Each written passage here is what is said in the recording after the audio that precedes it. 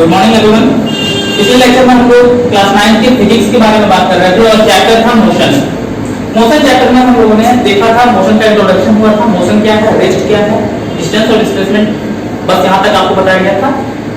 और ये देखा जाए तो केवल आप लोगों के साथ इंट्रो हुआ था। उस चैप्टर को आगे बढ़ाने से पहले फिजिक्स की कुछ जो फंडामेंटल चीजें हैं उनका जानना हमारे लिए जरूरी है। उनमें सबसे पहली चीज जो होती है वो होती है फिजिकल क्वांटिटी। फिजिकल क्वांटिटी क्या है? A physical quantity is a property that can be quantified by measurement. That can be quantified by measurement. एक ऐसी प्रॉपर्टी, किसी सब्सटेंस की एक ऐसी प्रॉपर्टी जो मेजरमेंट का क्वांटिफिकेशन हो। आप इसको सिंपल लैंग्वेज में कह सकते हैं कि किसी भी ऑब्जेक्ट की वैसी प्रॉपर्टी जिसे हम मेजर कर सकें वो कहा जाता है फिजिकल क्वांटिटी। इसके एग्जांपल में आप देख सकते हैं मास, लेंथ और टाइम, वेट मास है, वेट और मास में जब आप आगे पढ़ेंगे तो उसको आगे बताया जाएगा। इस तरह की चीजें फिजिकल क्वांटिटी है। यानी कि एक बिल्डिंग की अगर आप बात करें तो एक बिल्डिंग को हम फिजिकल क्वांटिटी नहीं कहते, लेकिन अगर हम बात करें कि बिल्डिंग की लेंथ कितनी है तो वह लेंथ कहा जाएगा उस बिल्डिंग की फिजिकल क्वांटिटी। उसकी ब्रेड्थ कितनी है वो कहा जाएगा उस बिल्डिंग की फिजिकल क्वांटिटी। उसका वॉल्यूम क्या है, उसका एरिया क्या है, ये सब उस बिल्डिंग की फिजिकल क्वांटिटी होंगी। आप कहीं जा रहे हैं, आप अपने आप में फिजिकल क्वांटिटी नहीं है, लेकिन आपका जो लेंथ है वो आपकी फिजिकल क्वांटिटी है। आपकी जो ऊंचाई है, जो हाइट है, वो आपकी फिजिकल क्वांटिटी है। तो ये होती है फिजिकल क्वांटिटी। फिजिकल क्वांटिटी इसके पास मेनली दो चीजें होती हैं, टू थिंग्स मैंने लिखा है। पहला होता है मैग्नीट्यूड और दूसरा होता है यूनिट। मैग्नीट्यूड में होता है जब न्यूमेरिकल वैल्यूज की बात की जाए तो वो मैग्नीट्यूड होता है। मैंने एग्जांपल के तौर पर लिखा है the mass of stone is equal to 20 kilograms. You all know the sign of the meaning of kg is kilograms. तो यहाँ जो 20 है ये 20 मैग्नीट्यूड है, ये इसका न्यूमेरिकल वैल्यू बताता है, और जो किलोग्राम है ये यूनिट है। अब आगे देखते हैं। अभी हमने आपको बताया मैग्नीट्यूड और यूनिट के बारे में। यूनिट की जरूरत क्यों पड़ी हमको? किसी भी चीज के एक स्टैंडर्ड के लिए आप बस सिंपल लैंग्वेज में इतना समझिए कि किसी भी चीज के एग्जैक्ट समझने के लिए कि वो क्या है वो हमें फिजिकल क्वांटिटी की जरूरत पड़ी। वो किस तरह की फिजिकल क्वांटिटी है इसको जानने के लिए हमको मैग्नीट्यूड की जरूरत, सॉरी यूनिट की जरूरत पड़ी। जैसे जब आपसे कोई कहे किलोग्राम, किलोग्राम का एक स्पष्ट सेंस होता है कि किलोग्राम का अगर मेजरमेंट होगा तो वो हम मास की बात करेंगे। जब कोई बात करे मीटर की तो ये हमको इंडिकेट करता है कि यह लेंथ की बात कर रहा है। जब कोई बात करे सेकंड की तो यह हमें इंडिकेट करता है कि यह टाइम को इंडिकेट कर रहा है। इसी तरह से हर चीज को समझने के लिए, उस फिजिकल क्वांटिटी को समझने के लिए एक यूनिट बताया गया। तो यूनिट की डेफिनेशन आप देख सकते हैं, it is a reference standard in terms of which a quantity is measured. ये एक ऐसा स्टैंडर्ड रेफरेंस है, एक ऐसा स्टैंडर्ड को रेफर किया जाता है कि जो क्वांटिटी के मेजरमेंट के लिए जिस स्टैंडर्ड को लिया जाता है वो होता है, उसी को कहते हैं यूनिट। अब देखिए मास का यूनिट किलोग्राम और ग्राम, डिस्टेंस का यूनिट किलोमीटर और मीटर, टाइम का unit minute, second etcetera etcetera कई होते हैं, आपको भी पता है। यहाँ मिलीमीटर करते हैं, सेंटीमीटर करते हैं, सब डिस्टेंस को बताएगा, लेंथ को भी बताता है कभी कभी। यहाँ डिस्टेंस ना करके लेंथ कर दिया जाए तो और बेहतर होगा, लेंथ कर दिया जाए। तो ये मास के अलग अलग यूनिट होते हैं, लेंथ के अलग अलग यूनिट होते हैं, टाइम के अलग अलग यूनिट होते हैं। तो इसमें कभी कभी कंफ्यूजन क्रिएट होता है। जैसे मैं आपको कहूँ सेकंड के विषय में, आप केवल मिनट को जानते हो या आवर को जानते हो, इसलिए एक ग्लोबल लेवल पर एक यूनिट बनाया गया, उसको स्टैंडर्ड यूनिट जो बनाया गया उसको कहते हैं SI unit. International standard unit होता है कि जिसका फ्रेंच वर्ड है स्टैंडर्ड इंटरनेशनली। तो ये इंटरनेशनल स्टैंडर्ड होता है, यानी जब आप इंटरनेशनल लेवल पर जाते हैं तो सेकंड को टाइम मानते हैं। SI यूनिट में हम जनरली लेते हैं MKS को, इसको आप समझें। एक सीजीएस प्रणाली में होती है, सीजीएस सिस्टम में होता है, वो अलग चीज है। अगर आप SI यूनिट को देखें, SI यूनिट में MKS को लेते हैं, जहां M क्या बताता है, लेंथ बताता है, यानी मीटर को बताता है। के यानी वेट के लिए है किलोग्राम और एस यानी सेकेंड के लिए है। ये हमारा स्टैंडर्ड यूनिट है इंटरनेशनल लेवल पे। बाकी आपके यहाँ अलग अलग है, आपके यहाँ तो दूरी को लेंथ को किलोमीटर की जगह कोस में मेजर कर लिया जाता है। आपसे अगर कोई हिंदी में पूछ दे कि तुम्हारा घर यहाँ से कहाँ है, कितनी दूर है, तो आप कह देते हैं कि 3 कोस पे। तो ऐसी स्थिति में अलग अलग स्टैंडर्ड्स में कंफ्यूजन दूर करने के लिए एक स्पेशल स्टैंडर्ड बनाया गया कि जैसे स्कूलों को देखिए, स्कूल हर जगह अपने अपने एक यूनिफॉर्म लॉन्च करते हैं। आप किसी बच्चे को देख के बता सकते हैं कि यह किस स्कूल का बच्चा है, आपके स्कूल का बच्चा है, आपके इंस्टीट्यूशन में पढ़ता है या किसी और इंस्टीट्यूशन में पढ़ता है, किसी और इंस्टीट्यूशन में पढ़ता है तो किस इंस्टीट्यूशन में पढ़ता है।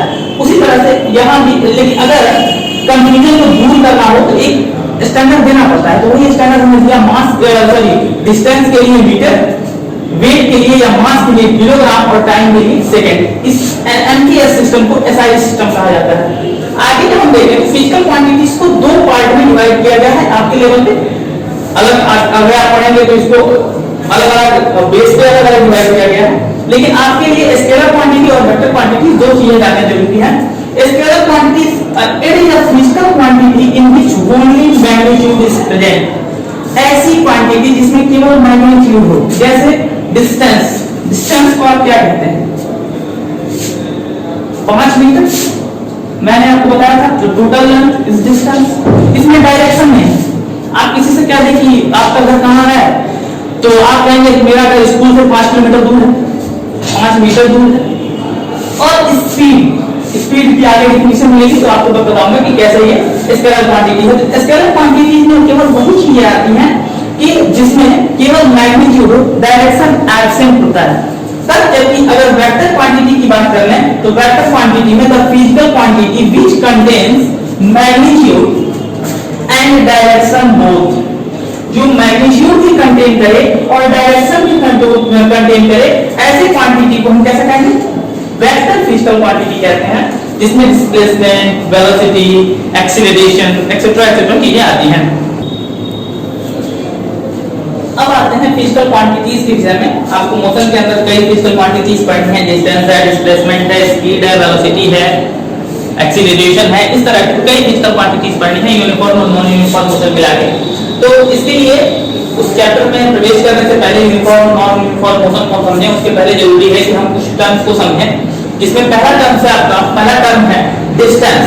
The actual path length travelled by the object is known as distance. तो टोटल पाथ जो होता है, एग्जैक्ट पाथ जो होता है, टोटल लेंथ कवर किया जाता है किसी भी ऑब्जेक्ट के द्वारा मोशन के क्रम में, वो कहा जाता है डिस्टेंस। टोटल लेंथ वो किसी भी तरह का मोशन हो सकता है मोशन जिगजैग हो,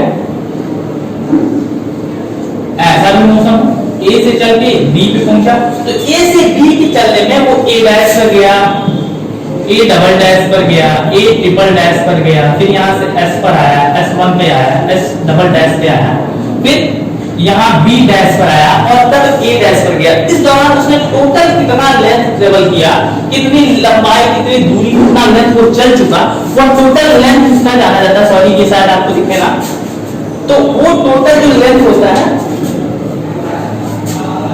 मैं देखता हूं उसको, ये जो टोटल लेंथ आपका होता है, सपोज कीजिए कि एक बैलगाड़ी यहां से चलकर यहां गई, ए से बी पर गई और बी से फिर वो लौट कर इसी दूसरे रास्ते से बी से सी पर गई और सी से फिर डी पर चली गई। ये जो टोटल लेंथ होगा, यानी ए से B plus B to C plus C to B, ये जो टोटल लेंथ होगा ये उसका डिस्टेंस कहा जाएगा। इसके कुछ कैरेक्टरिस्टिक्स होते हैं, डिस्टेंस के क्या कैरेक्टरिस्टिक होते हैं वो मैंने यहाँ नीचे लिख दिया है। This is a scalar quantity, ये एक स्केलर क्वांटिटी है, यानी इसमें केवल मैग्नीट्यूड होता है, डायरेक्शन की बात नहीं की जाती, इसलिए तो टोटल लेंथ लेते हैं। यहाँ भी ऐड किया, इसको भी ऐड किया, इसको भी ऐड किया। इट ऑलवेज पॉजिटिव, ये हमेशा पॉजिटिव होगा, कभी भी निगेटिव नहीं होता है, ये ऑलवेज पॉजिटिव होता है। दूसरा है it can never be zero, या कभी जीरो नहीं हो सकता। एक व्यक्ति अगर यहाँ से मोशन शुरू किया, यानी start, if someone started motion from A, it must be cover a distance, it may be a slight distance but he will cover a distance to B. Therefore, a distance can never be zero and it will be always positive. And the SI unit, जैसा मैंने अभी आपको SI unit के बारे में बताया, the SI unit of distance will be metre. ये इसका लेंथ, चूंकि क्या मैंने पढ़ा है टोटल पाथ लेंथ और लेंथ का स्टैंडर्ड क्या मैंने आपको बताया, अभी इसके पहले आपको बताया था मैंने कि लेंथ का जो स्टैंडर्ड होता है, जो एसआई यूनिट होता है वो मीटर होता है, इसलिए डिस्टेंस का भी एसआई यूनिट होगा वो मीटर होगा। इसी में एक अगला टॉपिक है आपका डिस्प्लेसमेंट का। The shortest distance between initial and final position of an object is known as displacement. किसी भी ऑब्जेक्ट के मोशन के क्रम में जो उसका इनिशियल पॉइंट होता है और फाइनल पोजीशन होता है, सपोज कि उसके बीच का जो शॉर्टेस्ट डिस्टेंस होता है, शॉर्टेस्ट लेंथ होता है, सपोज कीजिए एक आदमी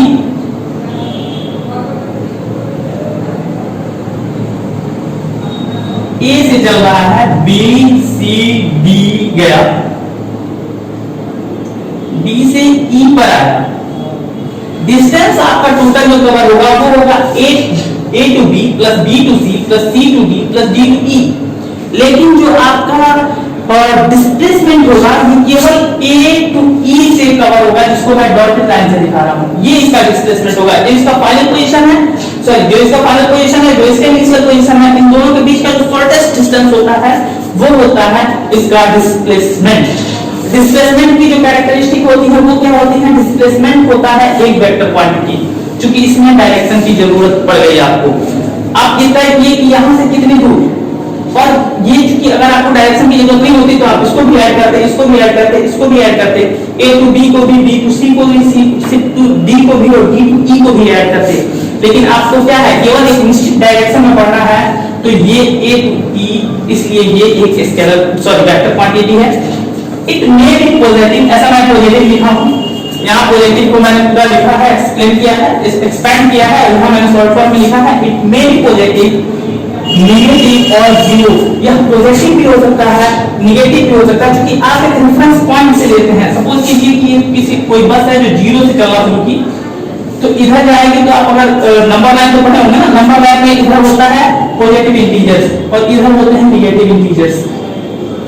तो यदि आपको रेफरेंस ये लिया, आपने एक घर लिया और इस घर को रेफरेंस बना देते हैं, एक पॉइंट को रेफरेंस बना देते हैं, तो इसके एक डायरेक्शन में चलेगा, यानी एक डायरेक्शन में चलेगा तो ये पॉजिटिव होगा और दूसरी डायरेक्शन में चलेगा तो नेगेटिव होगा। रेफरेंस पॉइंट से इसकी पॉजिटिविटी नेगेटिविटी, और अगर कहीं लौट के वो इसी पॉइंट पर आ गया तो उसका टोटल डिस्प्लेसमेंट जीरो हो जाता है। ऐसा जनरल सर्कुलर पाथ पे होता है। कोई ऑब्जेक्ट जो सर्कुलर पाथ पे मोशन कर रहा है या किसी भी क्लोज्ड एरिया के चारों ओर अगर वो मोशन कर रहा है तो उसके डिस्प्लेसमेंट जीरो होने की पॉसिबिलिटीज होती है। एक व्यक्ति जो यहां से चल के यहां गया, एक सर्कुलर पाथ को पूरा कवर करते हुए उसके सर्कमफेरेंस को, और फिर वो उसी पॉइंट पर आ गया, तो उसके द्वारा डिस्टेंस तो इसका जो टोटल r होगा 2/r होगा, लेकिन उसका डिस्प्लेसमेंट क्या होगा, जीरो होगा। उसी तरह से एक व्यक्ति अगर रेक्टेंगुलर किसी पार्क पे मॉर्निंग वॉक के लिए जा रहा है, A to B, B to C, C to D आया, और इसका टोटल डिस्टेंस अगर आपको निकालना हो, टोटल मेजरमेंट करना हो इसके डिस्टेंस क्या होगा, तो आप इसका पेरीमीटर निकालेंगे, तो टोटल है 4l, ये स्क्वायर है, तो स्क्वायर नहीं पेरीमीटर है, तो फिर आपको पता है फील्ड अगर भी होता है। लेकिन अगर आपको इसी व्यक्ति का डिस्प्लेसमेंट निकालना है जो एक से चल के फिर ऐसे गया, ऐसे गया, ऐसे गया और ऐसे आया, तो फाइनल पोजीशन का क्या है, यही है, और इनिशियल पोजीशन क्या है, यही है। तो शॉर्टेस्ट डिस्टेंस क्या होगा, जीरो। इसलिए पॉजिटिव भी हो सकता है, नेगेटिव भी हो सकता है और जीरो भी हो सकता है। और इसका भी जो एसआई यूनिट होता है वो मीटर ही होता है, क्योंकि इसमें भी आप क्या करते हैं, डिस्टेंस ही मेजर करते हैं। मैंने आपको कहा the shortest distance between initial and final position is known as displacement। तो जब लेंथ डिस्टेंस की बात आ गई और डिस्टेंस लेंथ है, तो ये भी लेंथ ही नहीं होगा, तो इसका भी एसआई यूनिट क्या होगा, मीटर नहीं होगा, मीटर नहीं, इसका भी एसआई। कभी कभी एग्जाम में आपसे पूछ देता है कि what is difference between distance and displacement. या क्वेश्चन को इस फॉर्म में दिया जाता है कि differentiate between distance and displacement. Previous year के क्वेश्चन अगर आप देखेंगे बोर्ड के तो एक आध साल पूछा गया था। आपके एनसीईआरटी में भी इंटरनल एक क्वेश्चन है, पेज नंबर एग्जैक्ट याद नहीं है, उसमें स्पीड और वेलोसिटी के बारे में बात का डिफरेंस पूछ दिया है। तो जब हम स्पीड एंड वेलोसिटी को बताएंगे तो वहां उसका डिफरेंस बताएंगे। फिलहाल जिस तरह से हम डिस्टेंस और डिस्प्लेसमेंट का बता रहे हैं वैसे आप देखेंगे डिस्टेंस और डिस्प्लेसमेंट के डिफरेंस में आप सीधा लिख देंगे। ऐसे आपका सिंपल जो फॉर्मेट होता है डिफरेंशिएट करने का वो करें। आप चाहें तो इसको पैराग्राफ में भी लिख सकते हैं या पॉइंट वाइज लिख सकते हैं। न्यूमेरिकल दृष्टि से अगर देखा जाए तो इसको अगर ऐसे पॉइंट वाइज लिखते हैं तो थोड़ी सी मार्किंग अच्छी होती है, आपकी मार्किंग स्किल अच्छी मानी जाती है। तो इसके लिए पहले तो आप डिस्टेंस और डिस्प्लेसमेंट का जो परिभाषा है, जो डिफिनीशन है, उसको एज इट इज अगर लिख देते हैं तो और भी बेहतर है। ये जो टोटल लेंथ होता है और ये जो शॉर्टेस्ट डिस्टेंस होता है। ये अब अगला कैरेक्टरिस्टिक, ये scalar quantity, distance is a scalar quantity and displacement is a vector quantity. Distance is always positive, displacement may be positive or negative. Distance can never be zero, displacement may be zero. हाँ, बस इसका एक common point है, SI unit इसका भी metre होता है और इसका भी SI यूनिट मीटर ही होता है। तो आपको डिफरेंशिएट करना है, दोनों में अंतर बताना है, तो आप डिफरेंशिएट करने में उनमें कॉमन चीजें नहीं दिखा सकते, इसलिए इसको हटाइए, यहां से इसको हटाइए और एज इट इज इसको कॉपी कर लीजिए आप। अगर आपका एक क्वेश्चन बन जाएगा differentiate between distance and displacement और what is difference between distance and displacement का। अगली जो हमारी फिजिकल क्वांटिटी है वो है स्पीड और इसी से मिलती जुलती एक और क्वांटिटी है वेलोसिटी। हम स्पीड और वेलोसिटी को एक साथ लिखते हैं क्योंकि मैंने आपको बताया कि आपके एनसीईआरटी के इस पेज पर ये क्वेश्चन भी है इंटरनल में और ये हमको पढ़ना भी है इन दोनों के विषय में। तो अब इससे शुरू करते हैं कि स्पीड क्या है और वेलोसिटी क्या है। The distance travelled by an object per unit time is known as speed. Per unit time का मतलब है एक यूनिट टाइम में किसी एक टाइम का आप जो भी यूनिट लें, आप सेकंड लें, आप मिनट लें, आप आवर लें, जो भी आपके पास है उसको लेते हैं और डिस्टेंस का तो उस एक मिनट में या एक सेकंड में, एक घंटे में जो आपका यूनिट है किसी एक में वो कितना ट्रेवल कर लिया वो होता है उसका स्पीड। किसी भी डिस्टेंस को मतलब किसी यूनिट टाइम में, किसी एक टाइम में वो कितना डिस्टेंस कवर किया, इस डिस्टेंस कवर करने को और उस समय उस डिस्टेंस कवर करने का जो फेनोमेना होता है वो स्पीड के नाम से जाना जाता है। यानी सपोज कीजिए तो और ये स्पीड क्या है, the distance travel by the N object per unit time. कोई भी जो डिस्टेंस है वो एक टाइम में यूनिट टाइम में, अगर आप सेकंड में मेजर कर रहे हैं तो एक सेकंड में जो टोटल डिस्टेंस तय किया जाएगा, जो टोटल दूरी तय की जाएगी वो होगा स्पीड। अगर आप मिनट में लेते हैं तो एक मिनट में, बात ध्यान सुनिएगा, मैं अगर की बात कर रहा हूं कि या आप सेकंड में लें या उसका मेजरमेंट मिनट में करें। तो यदि आप एक मिनट में करते हैं तो एक मिनट में उसका क्या डिस्टेंस कितना ट्रेवल कर दिया। एक आवर की बात करते हैं, अगर आपने किलोमीटर पर आवर का जो है मेजरमेंट लिया है तो एक आवर में कितना किलोमीटर जा रहा है। अगर आपने मीटर पर सेकंड का लिया है तो एक सेकंड में कितना मीटर ट्रेवल कर रहा है। इस पर डिपेंड करता है उसकी स्पीड क्या होगी, एक सेकंड में वो कितना डिस्टेंस तय कर रहा है, ये होता है उसका स्पीड। इसकी कैरेक्टरिस्टिक की बात करें तो speed is a scalar quantity, is always positive, कुछ ना कुछ तो स्पीड होगी। इट नेवर बी जीरो, कभी जीरो नहीं हो सकती। और एसआई यूनिट की अगर हम बात करें, एसआई यूनिट कैसे निकालते हैं, मैंने आपसे कहा स्पीड क्या होगा, स्पीड क्या होगा। मैंने आपको कहा डिस्टेंस एक टाइम में, यूनिट टाइम में, एकांक समय में तय किया गया जो दूरी होता है वो होता है स्पीड। यानी जो टोटल वहां डिस्टेंस होगा, डिस्टेंस में आप टाइम से डिवाइड करेंगे, ये जो चीज निकल के आएगी, यहाँ जो मेजरमेंट निकल के आएगा वो होगा, यहाँ से एक आपका फॉर्मूला निकल गया, speed equal to distance upon time. उसको आप चाहें तो पूरा लिख लें, वैसे आपको जो पीडीएफ जाएगा उसमें पूरा लिखा हुआ होगा। तो distance, speed equal to distance upon time, और यहीं से इसका एसआई यूनिट निकलता है। डिस्टेंस का एसआई यूनिट क्या होता है, मैंने अभी आपको बताया। डिस्टेंस का एसआई यूनिट, डिस्टेंस को लेंथ में मेजर करते हैं और लेंथ का एसआई यूनिट मीटर होता है, इसलिए डिस्टेंस का एसआई यूनिट होगा मीटर। और टाइम का स्टैंडर्ड यानी एसआई यूनिट होता है सेकंड, इसलिए SI unit of speed is metre और सेकंड। निकला आपको, समझ में आया? डिस्टेंस को टाइम से डिवाइड करेंगे तो स्पीड निकलेगा, और इसी का एसआई यूनिट इसमें रख देंगे, इसका एसआई यूनिट रख देंगे, इसका एसआई यूनिट रख देंगे, तो इसका एसआई यूनिट भी निकल जाएगा। इसकी वैल्यू रखेंगे, इसकी वैल्यू रखेंगे तो इसकी वैल्यू निकल जाएगी, इसका एसआई यूनिट, इसका एसआई यूनिट रखेंगे तो इसकी एसआई यूनिट निकल जाएगी। सपोज कीजिए इस पर एक क्वेश्चन देख लेते हैं। एक ट्रेन है जो 10 सेकंड में, अ ट्रेन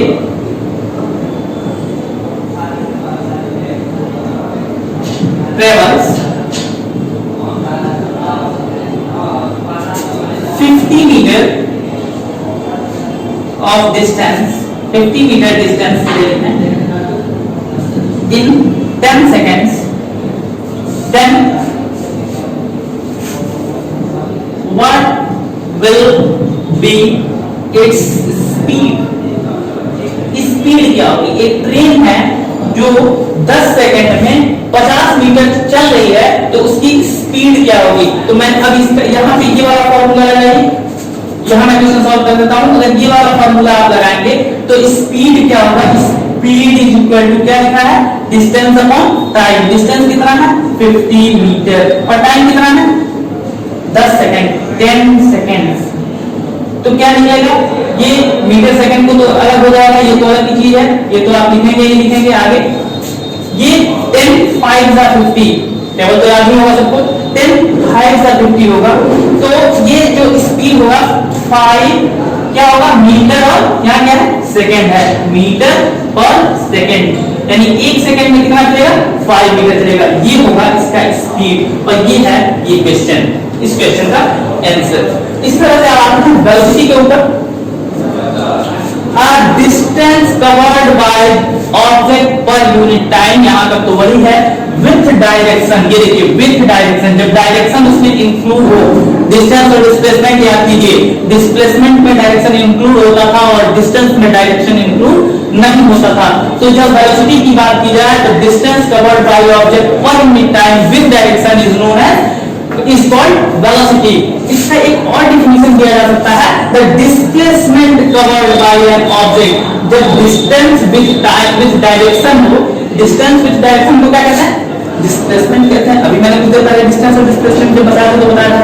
तो डिस्टेंस विथ टाइम, इसको मिला दिया जाए विथ डायरेक्शन, अगर मिला दिया जाए, बार-बार टाइम निकल रहा है गलती से, डिस्टेंस और डायरेक्शन को अगर मिला दिया जाए विथ डायरेक्शन, डिस्टेंस और डायरेक्शन को यदि मिला दिया जाए तो डिस्प्लेसमेंट बन जाता है। तो यहां से इसकी एक नई डिफिनेशन निकल के आती है, the displacement covered by an object per unit time. एकांक समय में यानी यूनिट टाइम में, जैसे यहां आपने देखा यूनिट टाइम में डिस्टेंस देखा था, यहां जब यूनिट टाइम में डिस्प्लेसमेंट कवर होने लगे तो वो कहा जाएगा वेलोसिटी। जल्दी चीजें हैं इसलिए ध्यान देखने की जरूरत होती है। डिस्टेंस विद डायरेक्शन होता है तो डिस्प्लेसमेंट होता है, और डिस्प्लेसमेंट यूनिट टाइम में कितना डिस्प्लेसमेंट होता है ये होगा उसका वेलोसिटी, और यूनिट टाइम में कितना डिस्टेंस होता है ये होता है उसका स्पीड। अगर वेलोसिटी के कैरेक्टरिस्टिक की बात की जाए तो वेलोसिटी के कैरेक्टरिस्टिक में वेलोसिटी क्या होती है? वेक्टर क्वांटिटी होती है। डिस्प्लेसमेंट क्या होता है? वेक्टर क्वांटिटी होता है। और अगर इस डिफिनेशन से भी देखें तो डिस्टेंस, डायरेक्शन, और जब मैग्नीट्यूड के साथ डायरेक्शन इंक्लूड हो तो वो बन जाएगा एक वेक्टर क्वांटिटी।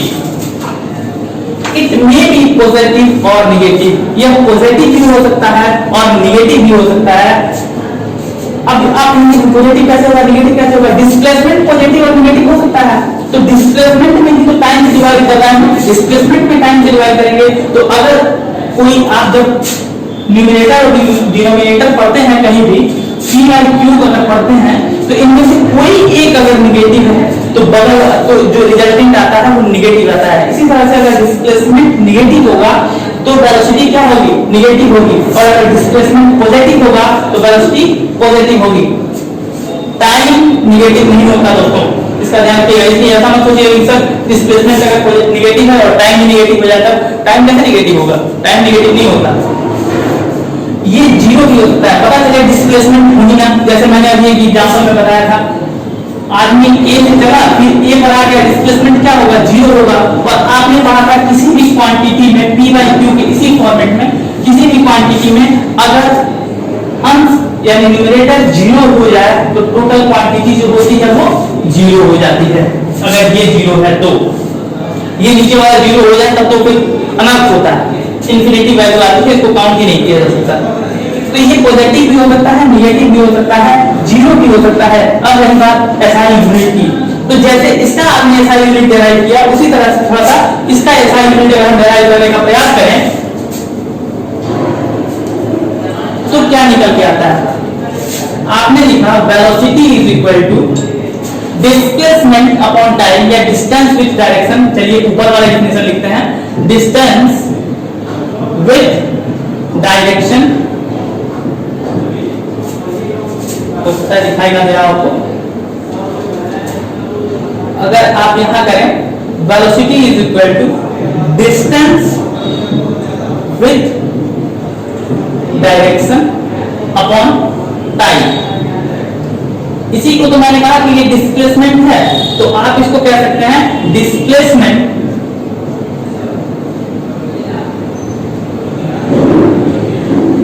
Upon time. ये क्या होगा? वेलोसिटी होगी। ये फॉर्मूला निकाल लिया आपका, वेलोसिटी होगी डिस्प्लेसमेंट अपॉन टाइम। डिस्प्लेसमेंट का भी आप याद कीजिए एसआई यूनिट जो मैंने बताया था, तो मैंने कहा था डिस्प्लेसमेंट का एसआई यूनिट होता है मीटर और टाइम का सेकंड होता ही है। तो इसका भी जो एसआई यूनिट निकल के आएगा वो क्या होगा? मीटर पर सेकंड। सपोज कीजिए कि इसी तरह का एक और क्वेश्चन, सेम क्वेश्चन, इसी पर जो ये डिस्टेंस पे मैंने बताया है 50 मीटर डिस्टेंस, ये अगर 50 मीटर डिस्प्लेसमेंट पे करके आ जाए, 50 मीटर डिस्प्लेसमेंट, तो डिस्प्लेसमेंट की अगर बात की जाए तो जब डिस्प्लेसमेंट आ जाएगा तो ये किसका क्वेश्चन हो जाएगा? वेलोसिटी का क्वेश्चन हो जाएगा। सिमिलर क्वेश्चन है, इस क्वेश्चन को आप थोड़ा सा न्यूमेरिकल वैल्यू अगर चेंज करके आप खुद लगाएंगे तो आपको ज्यादा ध्यान रहेगा। यहां आप कर देंगे 80 metre, a train travels 80 meter displacement in 30 seconds, then what will be its velocity? What will be its velocity? ये आप खुद से कैलकुलेट करेंगे इसी तरह से, इसी फॉर्मूले पे। कभी कभी आपसे क्वेश्चंस पूछे जाते हैं एवरेज स्पीड और एवरेज वेलोसिटी पे, तो ये बहुत सिंपल सी चीजें होती है कि वो उसमें एवरेज जोड़ के आपको कंफ्यूज किया जाता है। एवरेज स्पीड जो होगा वो जो टोटल डिस्टेंस होता है उसी को टोटल टाइम से, सपोज कीजिए कि एक ट्रेन है जो 5 सेकंड में 10 मीटर, 5 सेकंड में 10 मीटर जा रही है, फिर अगले 3 सेकंड में 6 मीटर जा रही है, उसके बाद 2 सेकंड में 1 मीटर जा रही है। तो इन तीनों को आपस में ऐड करेंगे और इन तीनों को आपस में ऐड करके डिवाइड कर देंगे, निकल जाएगा टोटल डिस्प्लेसमेंट। और टोटल वेलोसिटी के साथ भी यही है, टोटल वेलोसिटी में एवरेज वेलोसिटी की जब निकाली जाए तो v1 और v2 upon v1 plus v2, यानी t1 टाइम में v1 वेलोसिटी उसकी थी, t2 टाइम में v2 वेलोसिटी थी, इन दोनों को ऐड कीजिए, इन दोनों को ऐड कीजिए, टाइम से वेलोसिटी में डिवाइड कर दीजिए, आपका मिल जाएगा एवरेज वेलोसिटी और एवरेज स्पीड। इसका भी एसआई यूनिट मीटर पर सेकंड में भी नहीं आएगा और इसको भी मीटर पर सेकंड में ही आएगा। बस इतनी सी चीज है। आज के लिए इतना ही रखते हैं, नेक्स्ट क्लास में हम इसके आगे से कंटिन्यू करेंगे।